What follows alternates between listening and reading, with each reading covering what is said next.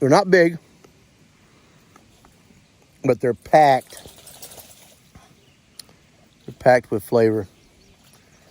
Best strawberries on the planet are wild strawberries.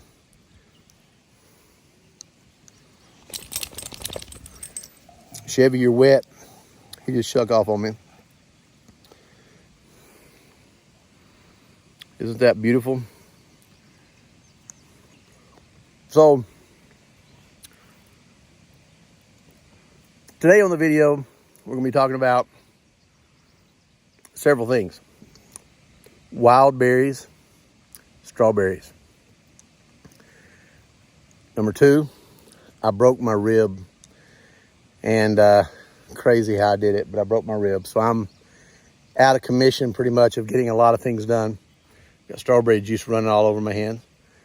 And we're going to talk about the different flowers that affect the honey on the farm here through our apiary. And we're also going to be talking about where to put the new chicken coop, the new hen house, because we're going to build a nice, beautiful, bigger, rustic mansion for our chicks.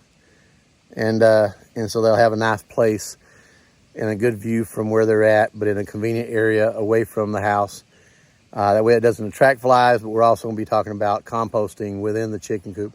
So stay tuned on the video here so that we can all be part of the video together. And please like my channel, subscribe to the channel, and hit that button bell so that you can get notifications and share the videos if they help you and they have value to you. I hope that you enjoy our little path here. Obviously, we're going to talk about the lake being muddy, why it's muddy. We've had a lot of rain, and what happened with the damage on the property here during the major storms that we've had. It's been a crazy week, and I hope you get a lot out of the video today.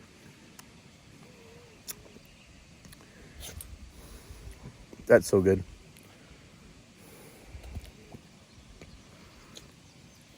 They're not big, but they're packed. They're packed with flavor. Best strawberries on the planet. Hi, this is Jeff here at Welch Family Homestead, and I just want to say this. It has been one of those weeks, crazy weeks. I broke something, and it wasn't a tool. It wasn't a vase or a vase, whatever you want to call them. It was my rib. I broke a rib. So anyway, I'll tell you how I did it. I was swimming in my lake, and as I was swimming in my lake, down there's my lake. It's muddy right now. The lake is muddy. We've had rain all week. I mean, it has been torrential rains. I've never seen my lake muddy like this in the 21 years that I've had it. It's always crystal clear, and it's going to take a few days for it to settle down. Hopefully it will settle down within the next week, because we've had so many rains, and obviously we had plowed gardens and some of the silt got into the lake. Thankfully, I can drain the lake later on in the year and take any of that out and reposition that silt into the garden. It's good dirt, right? So I was swimming before it got muddy on Sunday. If you can see my dock way down there, I have cement poured on both sides of the dock, but I didn't walk out. I'm used to just swimming up to the dock. It's about 9-10 foot deep at the end of the dock. And so as I'm getting out of the water and pushing myself up onto the dock, my left hand slipped on the wet board, and my right rib cage came down onto the corner of the dock, and I busted a rib.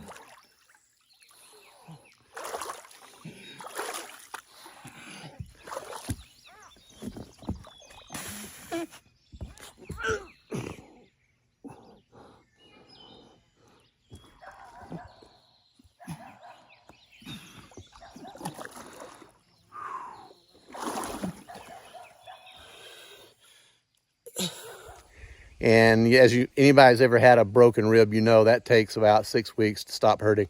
I have been in a lot of pain over the last several days. And today's about the fifth day into it. So yeah, I've been hurting, but I've only taken Tylenol so far, and dealing with the pain. Been walking, trying to take it easy, not lifting up any heavy weights. And I have so many things that I need to be doing right now. And maybe you can just take a walk with me here as we decide on a few things. Why? Because this is decision time. Everything's too wet right now to do any gardening. We have a lot of seeds in the ground, a lot of things growing, but we have a lot of things that still need to go in the ground, a lot of replanting to do, a lot of transplanting to do out of smaller vessels into bigger ones. So, but right now what I want to do is talk about my chicken coops. My chicken coops, I want to build a nice hen house for some hens that I have going. And I've been trying to decide, where do I do it? Where do I put it? I've got so many different places to put it, but I don't want it inconvenient, but I want it far enough away from the house so it doesn't attract flies to the house. Obviously, animals attract flies, so you want to keep a certain distance, and some people don't mind that. I do, but I'm going to be that kind of person that if I have larvae from the beehives, or I have other things that I'm discarding from the farm that could attract flies, I want this hen coop and setting to be where I can put a compost pile in there and it can be worked by the chickens. They're the best in the world at working a compost pile.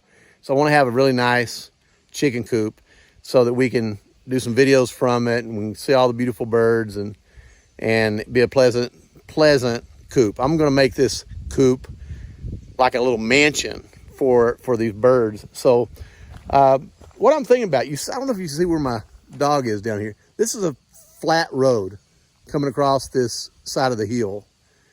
And over here on the right side, next to these maple trees, I'm thinking about putting it there.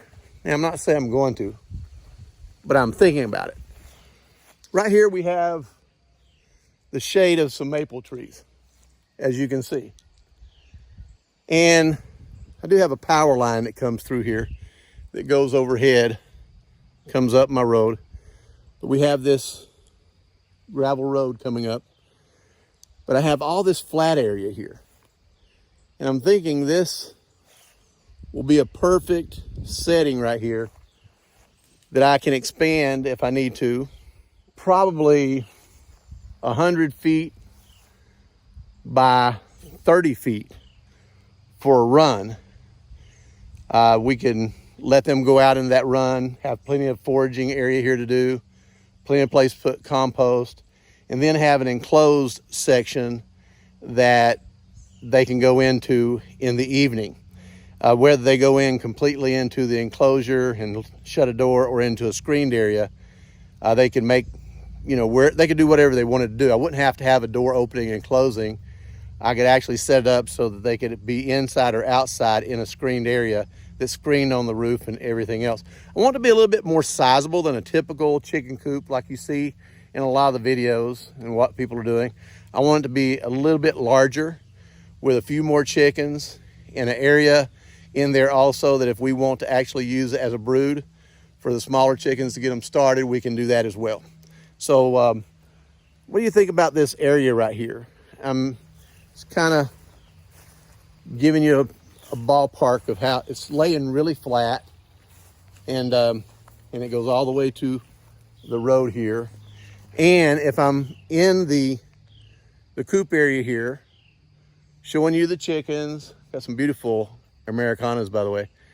If I'm sitting here inside enjoying the chickens, maybe doing a video, we've got the nice setting of the lake behind it and the mountains, all of it here. I think it's a nice setting, and I think it's far enough away from the house.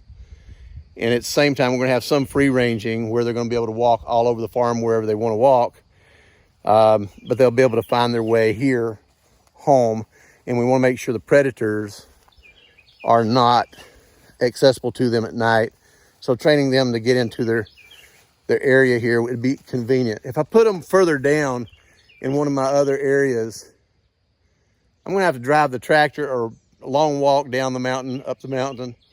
I'm hoping that I can do it here where, you know, we have a nice view, have nice scenery all the way around, and we have the lake behind us that will give some good content for the video. Let me know what you think. Really appreciate that. And as you know, I'll just say we've had some damage with the storm. We've got some trees down. The ground is extremely wet. It won't hold any more water. Everything that rains right now is going to run off because the ground is full of water. We can't plant, we can't plow, we can't do anything right now. If you walk in my garden, you're going to step in the garden because that's plowed deep. It's plowed really deep, and if it's soft, and I can put my hand down to my elbow when it's soft like that, and when it's raining wet like it is right now, if I were to walk on that, I'd go down below my ankles. Can't even walk in the garden right now. It's wet, and we have trenches washed through the garden when the rain came down so hard. And we'll show you some video footage of that, or some pictures of that on this video here. It's doable to fix. We can fix it very easily, but at the same time, I have never seen this much rain in such a short period of time here in the 21 years that I've owned this property. And I've never seen the lake muddy like this since we've owned the property. This lake is coming from the crystal clear springs up on top of my mountain here. And it's not polluted here. We don't have any runoff from anybody else's property, nobody else's farms. But you just see how muddy it is. The lake got so full that I was worried about, is it going to go over my dam? Because it was filling up my spillway pipe to the point that I thought we were going to have a breach in the dam. And there's 5.2 million gallons in this lake. 5.2 million gallons is a lot of water. And if it were to break loose, it would go down here and affect the area where the horse barn is and the horse corral and all that, and people downstream. So I wanted to make sure that that wasn't happening. I went down and checked on the spillway and took a rake, a hole. We do have a fenced area there next to the spillway to catch any kind of debris that might get packed up, to back anything up. But luckily we didn't have a lot of that, but we did do a cleanup around the lake literally right before the storms came through, a week before. And we had a lot of weed-eaten debris, you know, and swamp grass around the edges that was floating in the lake that washed up to that edge, but it did not affect the way the spillway was dumping water over through the spillway and down the concrete flute on the other side of the dam. And that's 18-foot deep lake. So there's a lot of water in it, and the water was rushing into it like a major creek when the water level got up. And we've had flash flood warnings. Obviously, we don't flood here in the sense of, because we're hilly, we're not lower land, but our creeks are going to rise. And if you have a bottom area when a flash flood warning goes out, that's when you have to worry about. We're not. We have a very hilly scenery here, as you can see. And I have it to the top of the mountain, all the way down. And I'm thankful. I'm blessed for the way this came out, because it could have been a lot worse. It could have been a lot worse. It did give us a setback of about a week here of production here on the farm of what we want to get accomplished. But the one thing that I want to do is make sure we have one of the most beautiful places for the chickens that we are going to call our pets, that are going to lay eggs and be that side of the chicks, not the meat chickens, but the chickens that we're going to have here. We have chickens, we're going to add more to them, that the kids and the grandkids, visitors, whoever can visit and enjoy, and we get our beautiful eggs from that we can cook in the home, care of it. Now it's time to do something special with it, and you're on this journey with me here at Welch Family Homestead, and I really appreciate it. So I'm going to be setting up the chicken coop for the hens and the roosters and the brood and the run for them. And again, I can extend it as long as I need to extend it, if we need to extend it further so they can have more free range grazing. The one thing that I will tell you is you don't have to spend a lot of money on feed when you're free ranging, and you'll have healthier eggs, healthier chickens if they have healthy ground that's organic, that's not filled with chemicals. And it has, when we mow the grass around here, the grasshoppers are popping all over the place. Little flying bugs are going all over the place. And the sparrows will circle the tractor and behind it, in front of it, when I'm bush hogging throughout the fields, because there's so many bugs flying around. The chickens love it. It puts so much omega-3s and other nutrients in. This is a spoiled dog right here. He's acting like himself. Aren't you, Chevy? Yeah. Yeah. He's my sidekick. So, saying all that, we have area here to move part of that fencing. We can shift it around to adjust where they're at. And I'll show that to you in another video once we get to that point. Part of it's going to be stationary. Part of it's going to be, won't have any grass in it. You know, it's just going to have compost thrown in that area for them to scratch around, find worms and grubs. And we're going to introduce worms into it as well, earthworms and grubs, so that they're fed well. But at the same time, as we introduce those worms are deeper than they can scratch. And those worms are going to help that compost, and we'll be able to use that compost pile next year. And we'll keep replenishing that compost pile. So I feel like this will be a good area. It'll look pretty when we're done. We'll put a nice roof on this one section of it. The area that we're going to build out for the chicken coop itself, that's roofed, that's in the dry, that they can get in when it's storming and what have you, it's going to be a little bit oversized compared to a typical coop. We'll have it so I'll be able to walk up in there and collect the eggs inside. That way I'm not collecting it outside if it's raining or we have weather. I want to be able to walk out, go up under a little porch, walk into a door, and then access the back side of where they're brooding, or where they're laying on the eggs, or where they've laid their eggs. That way I'm not necessarily out in the weather during that time. And if it's cold weather, obviously not going to be laying as many eggs during the cold weather. But if it is cold weather, if I have it large enough and I've insulated it correctly, I'll be able to actually heat it and give them an opportune space to maybe even produce a few more eggs during the winter than they normally would. So it's all about treating them right. We want a very humane scenario here when it's all said and done. So give me your ideas, give me your hints. Also, subscribe to our channel here. Really appreciate it if you do. And follow us, and you'll be able to see the progress of what we're going to be doing here. And I'll show you some of the videos of what's been going on with these crazy storms as well. And we have some time-lapse videos of the storm coming through and all the different things that happened over the last several days.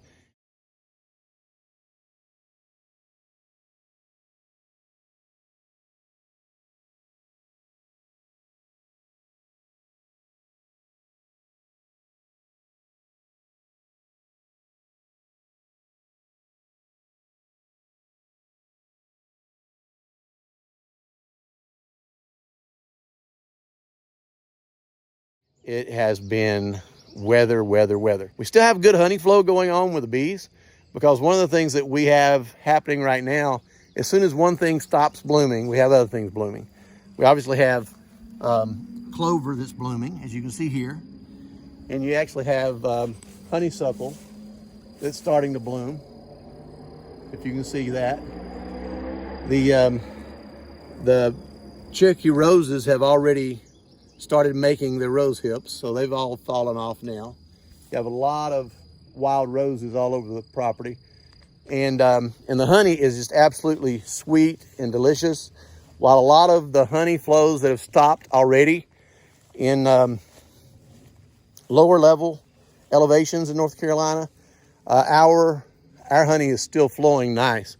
Look at the honeysuckle growing everywhere. And we have beautiful flowers popping out, wildflowers all over the fields. Again, this is organic. All of our 11 acres of grass, 30-something acres of forest, no spray of any chemicals whatsoever. But we have a lot of the wildflowers, and the wildflowers is what they go after. You'll notice all the wildflowers on the side of the road here. They're everywhere. They're not planted. They're native.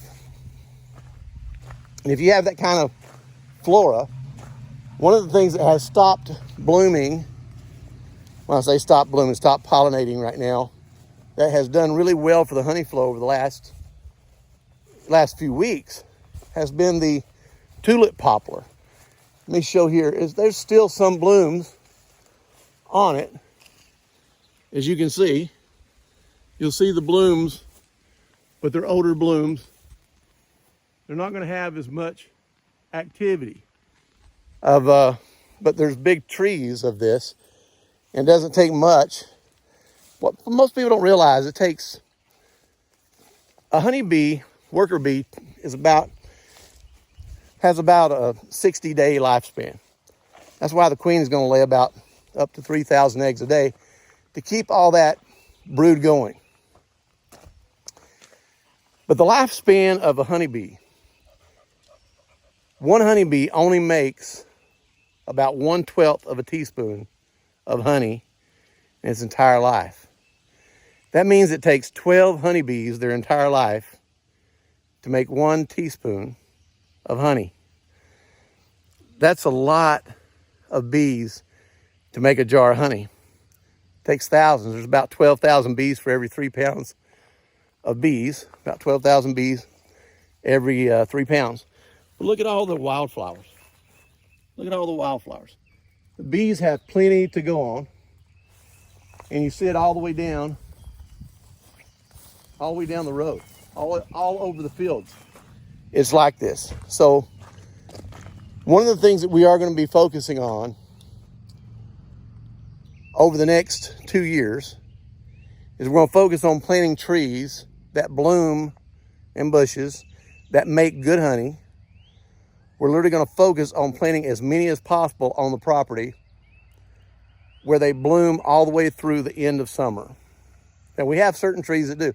Sourwood is going to start kicking in, later on in the year as well, which is a blessing. Sourwood is some of the best honey you can get.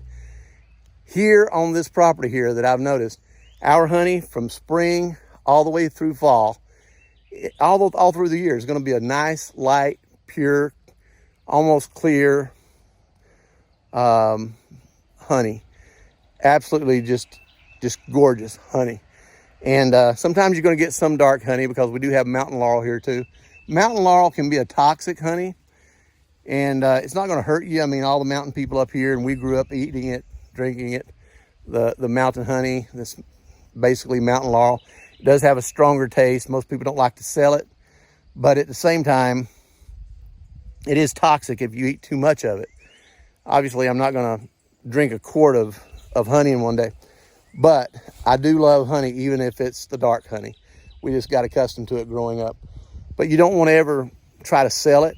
You want to just basically discard the honey that's made from mountain laurel. And we have a lot of mountain laurel on the property, a lot, but not as much as some pieces of property. You can tell the wind's blowing. I have my thing tied here where my hat won't blow off. It blew off while ago, but you can see the wind is blowing. We have a breeze. You can see the clouds up on the mountains. What a beautiful day. How it feels right now, it's just amazing. One thing I want to show you here before I finish up the video is we have wild strawberries all over the property. They're very tasty. I want to show this to you. Hold on one second. I'm going to turn my camera around so you can see this. Okay, so if you look down in this grass, of course you're going to see some poison oak, poison ivy, and then you're going to see strawberries that are growing everywhere. You see the strawberries? These are wild strawberries. They're everywhere, all over the entire field. Wild strawberries. These are very delicious strawberries. Let me show this to you. Now, These are not huge like some of the strawberries that you get in the store that have been genetically modified or bred. But these are the best tasting, sweetest, most intense strawberries you have ever eaten in your life. And they'll make some of the best jams and preserves that you can get. They're not planted. They grow wild. And they're packed with flavor. I could walk around here, just like if I was picking wild blackberries, I can walk around here and pick wild strawberries all day long. Now these can be obviously replanted. You can dig them up and move them, get them to a place where you don't have to dig through other things to find them. But then you get on down here, and then here's where the bees come in, and they can start enjoying the nectar from all these wildflowers. Now some people may ask, why don't you spray your pastures? Why don't you get rid of all the weeds and only let the grass grow? Where people put the broadleaf poisons that kill all the broadleaf plants out, what happens there is you're going to kill out all this flora. If you'll notice, the whole field is covered with yellow flowers right now. Perfect color for all the bees to be attracted to. Why would I do that when the bees are a primary source of what I'm doing here? And at the same time, none of these, here's a strawberry bloom. See strawberry bloom? None of these are going to hurt any animals or anything else that's on this property. You'll see that this is very healthy ground. Never had any chemicals on it at all. And we have plenty of it. So anyway, again, here's some honeysuckle. Honeysuckle's all white and yellow colors. And if you could smell what I smell right now, you'll say, wow, look at, this is a magnolia. The magnolia here will have giant 8-inch, 10-inch wide, giant white blooms that the honeybees will love. And at the same time, those flowers have a lemon scent. And the honey that comes from the magnolias is going to have a lemon hint to it. And take a look at these honeysuckle here. Now these honeysuckle here, they love to grow up around the fence, as you can see. They love to grow up around the fence. And because of that, we just let it grow. We just let it grow. All this honeysuckle that you see here, you notice I'm not cutting that close to the fence. This is bee heaven here for all the honeysuckle and the bees. And it makes some of the best honey because the nectar inside of the honeysuckle is just by far fragrant. Honey is kind of like, some people talk about wine. You know, depending on the flower, it affects the honey, positive or negative. And we have some lilacs that are going to be blooming soon.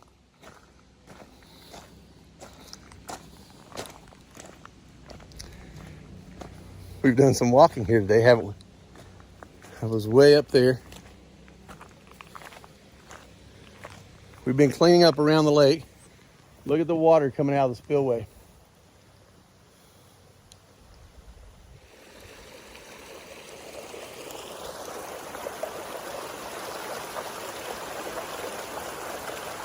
That's about 200 gallons a minute right there.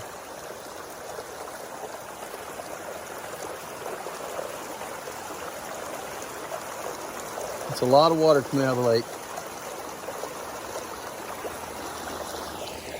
But the water, when the water was up, was amazing. I mean, there's a lot of water. That's about 30 foot reservoir. There's 18-foot deep of water, like say 5.2 million gallons of water in the dam, in the lake, and the muddy water.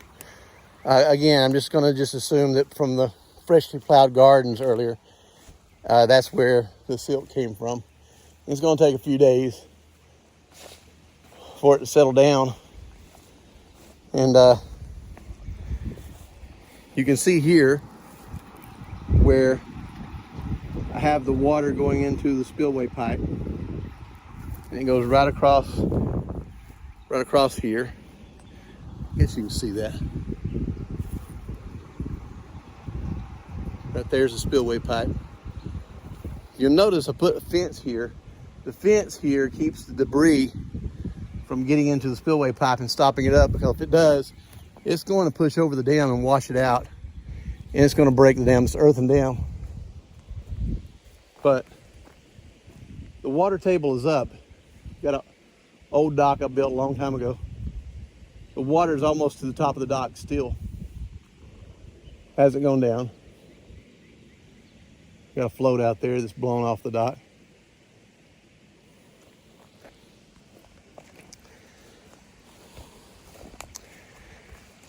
Thankful that we didn't have more damage than we did. I didn't know what that was. Big frog just jumped in the lake. Okay, one of the things I wanted to show you here, these are wild blueberries. These are wild blueberries. This is a tall blueberry bush. It goes way over here, and it's growing wild here on the property. It's amazing, some of the blueberries on it. I want to give you a close-up here of them. See all the wild blueberries growing on the plant. Let me pull these leaves out of the way so you can kind of see them. They're all over the place. It's covered up. Not as big as the tame, but again, they're packed with a punch when it comes to flavor. Look at all these wild blueberries.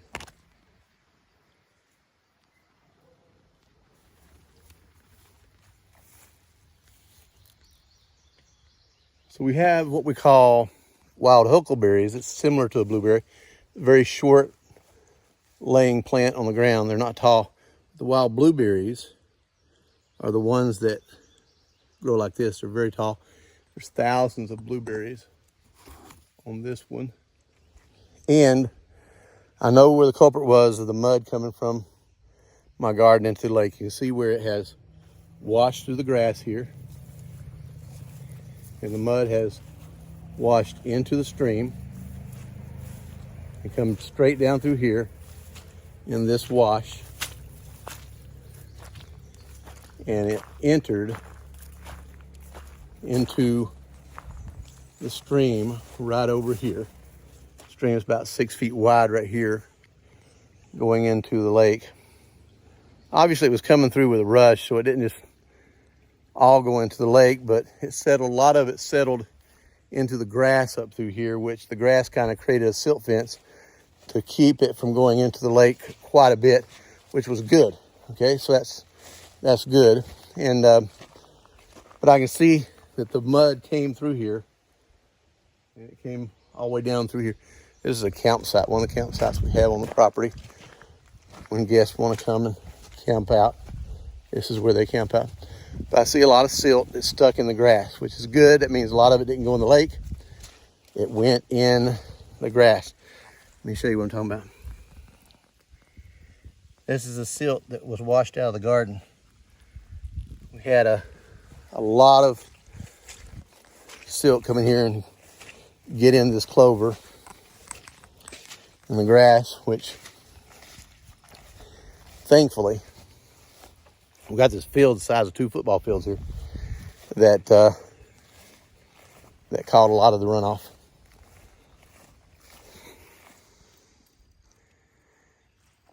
I think I just seen a bear track. But look at all the new growth coming up in the garden. There's 11 rows of corn, 5 rows of green beans, and I see good growth. Wow.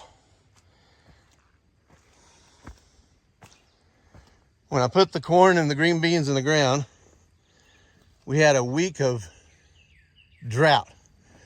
Look at this groove. Just for purposes, I'm standing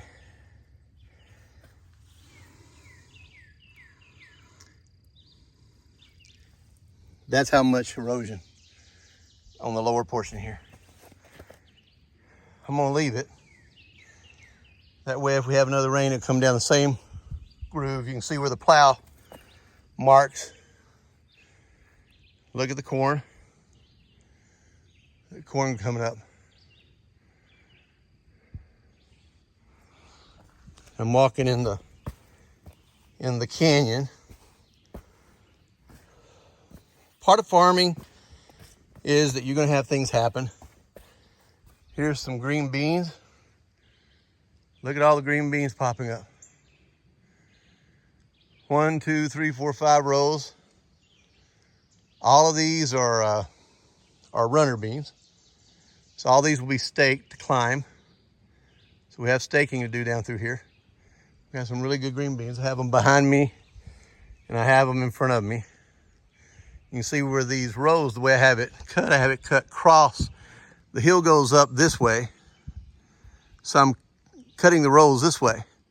As long as it doesn't breach like this, when there's a heavy rain like we had, 6 inches in 45 minutes was rare. This should not have happened, but it was just a weird occurrence. May never happen again.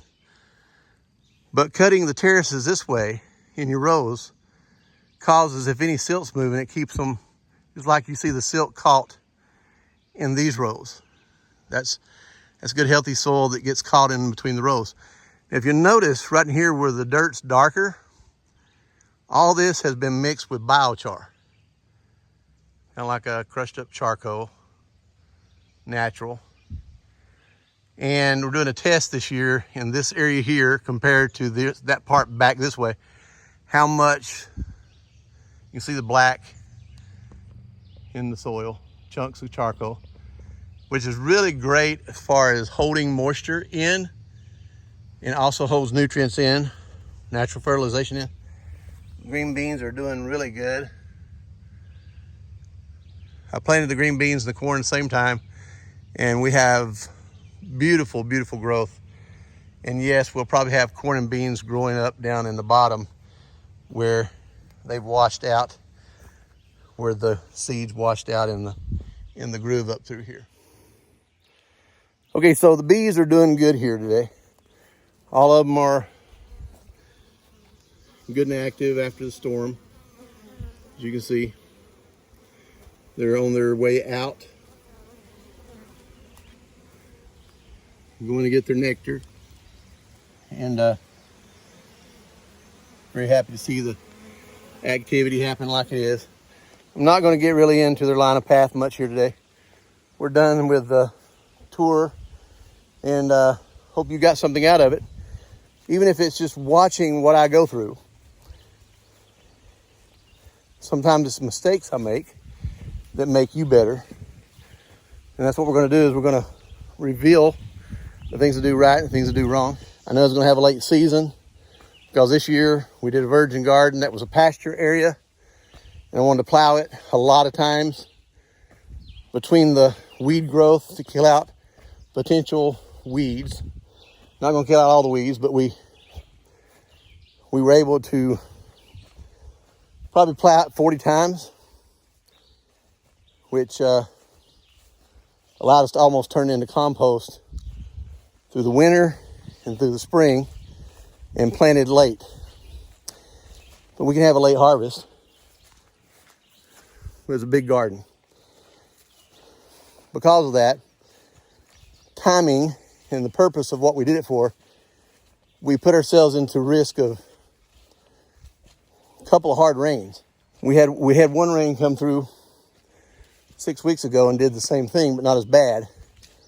With 6 inches of rain in 45 minutes this weekend, plus another 20 hours of rain after that. Okay, we're back here, sitting here at the lake. Thank you for watching the video. And Still eating strawberries. Wild strawberries are my favorite other than blackberries. I love the wild blackberries.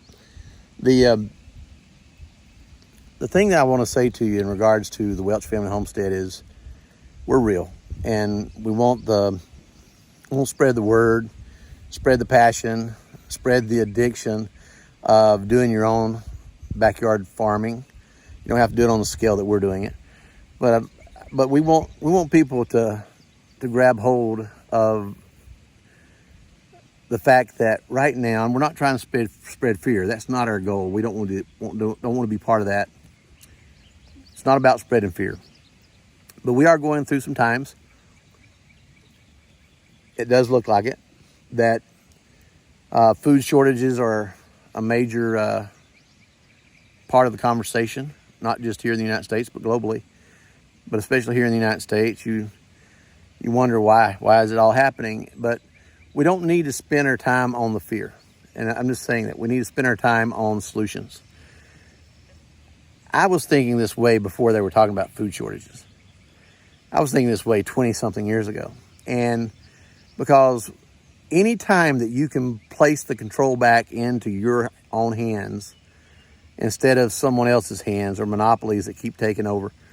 Remember, we used to have small country stores where people got their stuff, and my father's generation, most everyone farmed, grew their own food. They may had to have bought some things at the store, but most of it was grown at home. And we had our farm, growing up. We had, not this one, this is another state from where I grew up.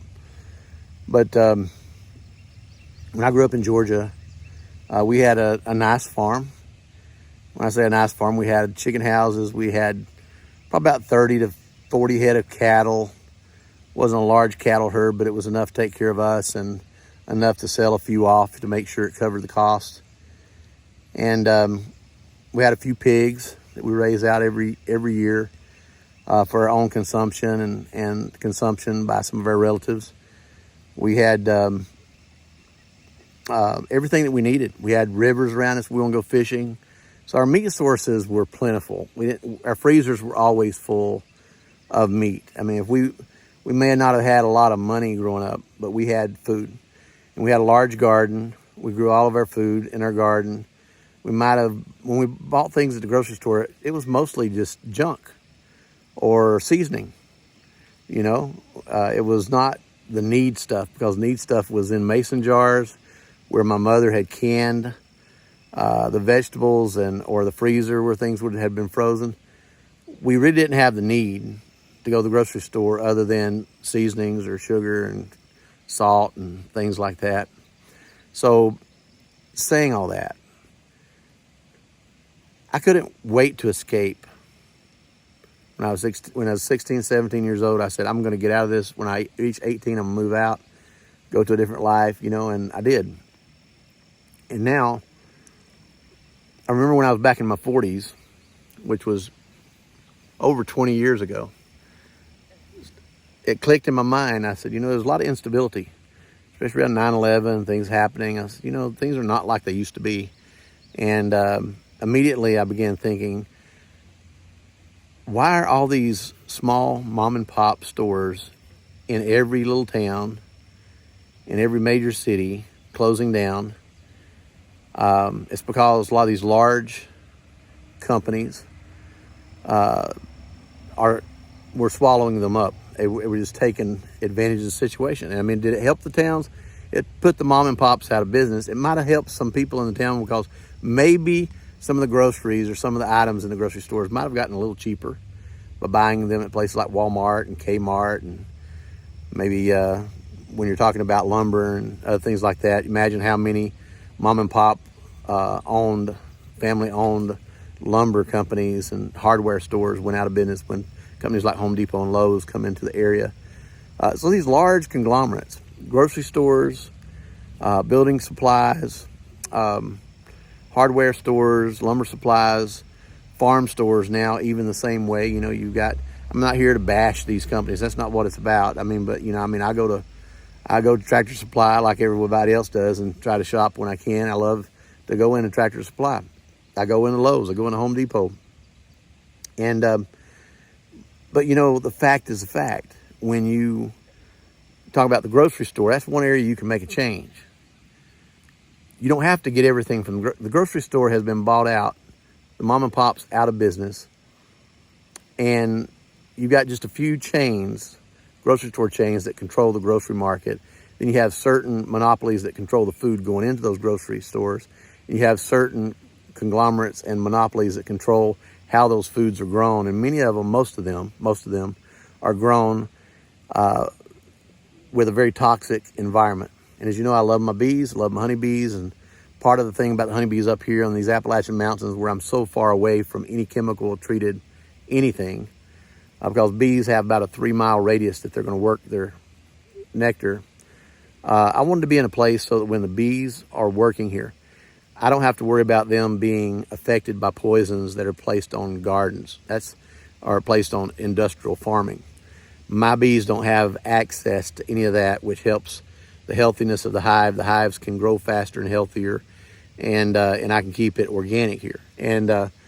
But when you think about the things when you go to the grocery store, they're packed with preservatives, and even if they weren't packed with preservatives, many of the ingredients in it is infused and affected by the chemicals, whether it's glyphosate or nicotinamide or whatever else it may be in those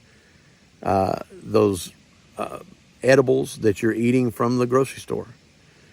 The food, you have to have food. But if that food is contaminated, which most of it is in commercial farming, that's why commercial farms, most all the commercial farms that grow in mass production, they use chemicals to keep the weeds out of the garden, and they use chemicals to cause those vegetables to grow faster.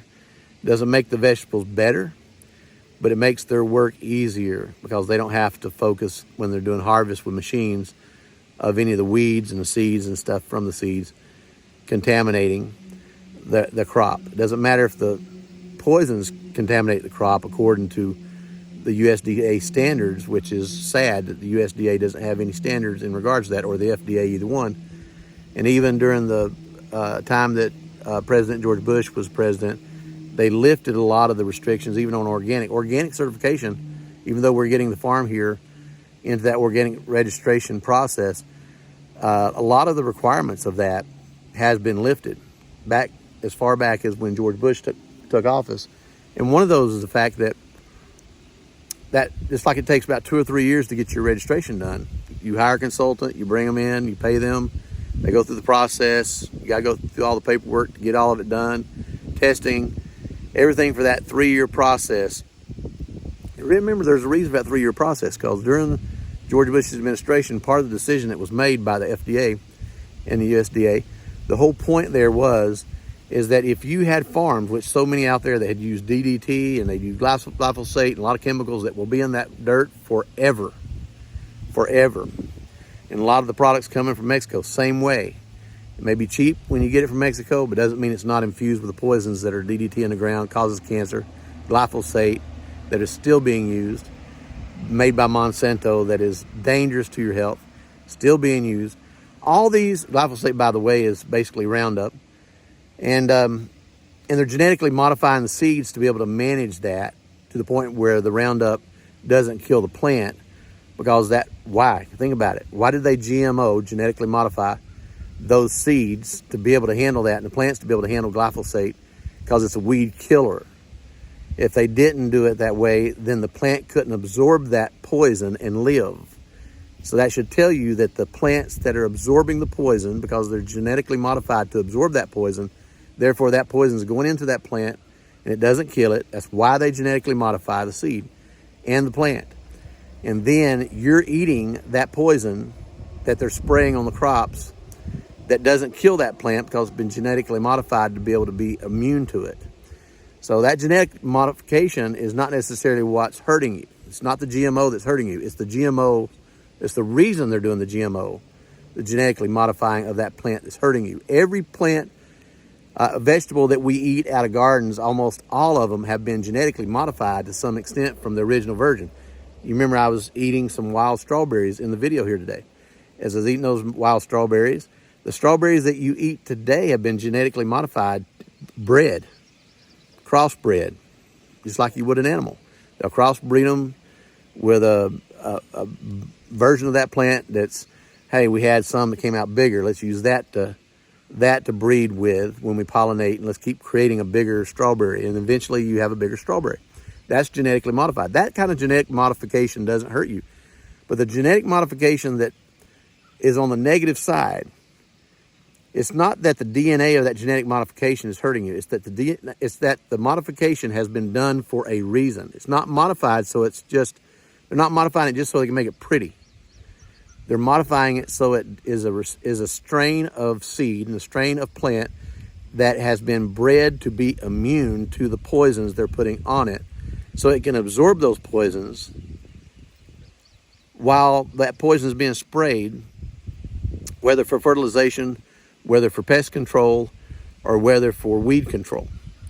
And as those poisons are being sprayed on those commercial farms, those plants have been genetically modified to be immune to its effect. Therefore, it can kill a weed next to it that has not had that genetic modification, but it won't kill that plant.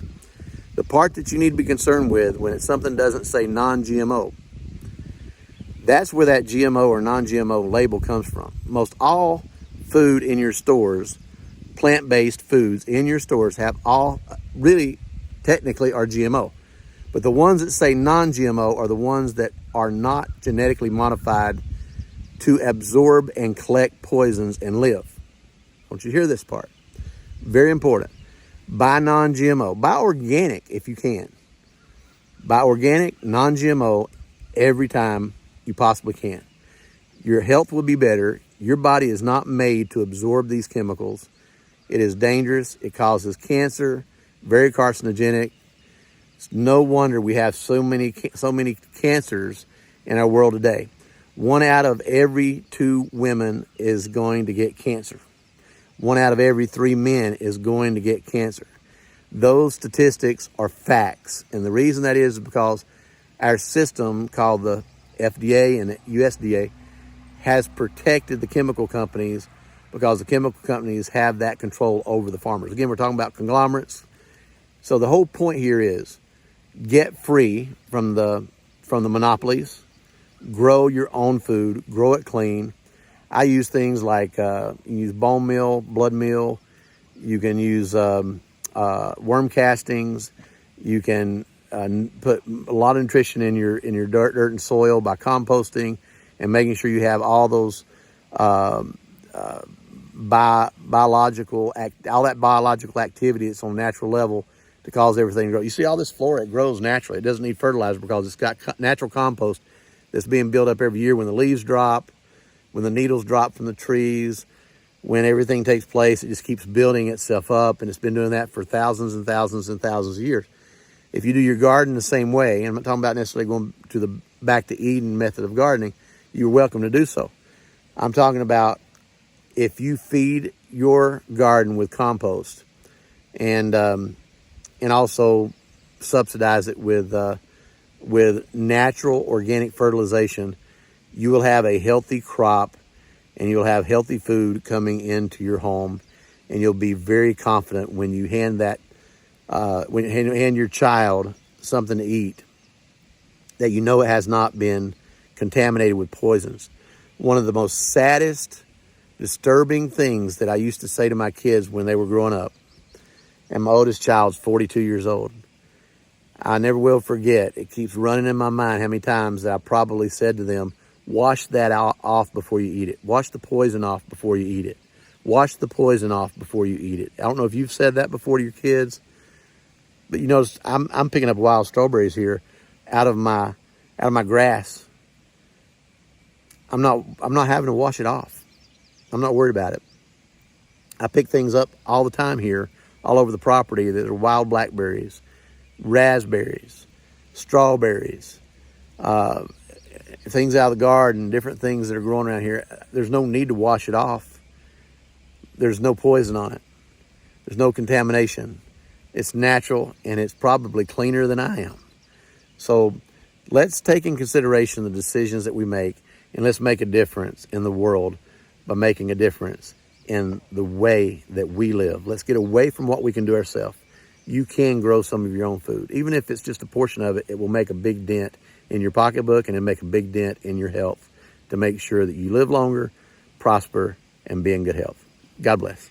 From Welch Family Homestead. Please subscribe and look forward to our next video as we talk about some other things.